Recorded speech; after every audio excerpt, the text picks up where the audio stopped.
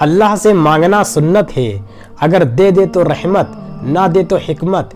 مخلوق سے مانگنا ذلت ہے، اگر دے دے تو احسان، نہ دے تو شرمندگی۔ خدا کو ناراض کر کے لوگوں کو راضی نہ کرو، کیونکہ لوگوں کے بدلے دوسرے لوگ مل سکتے ہیں، مگر خدا کے بدلے دوسرا خدا نہیں مل سکتا۔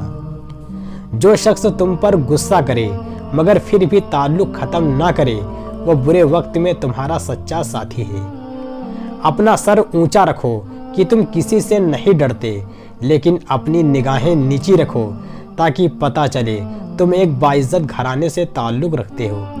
غرور اور غفلت کا نشہ شراب سے بھی زیادہ ہوتا ہے۔ جو اس نشے میں مبتلا ہو جاتا ہے وہ جلدی ہوش میں نہیں آتا۔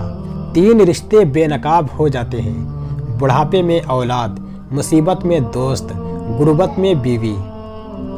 جھوٹ کا بھی ایک ذائقہ ہوتا ہے، خود بولو تو میٹھا لگتا ہے اور کوئی دوسرا بولے تو کڑوا۔ صرف پیسے کا ہونا رزق نہیں ہے، نیک اولاد، اچھا اخلاق اور مخلص دوست بھی رزق میں شامل ہے۔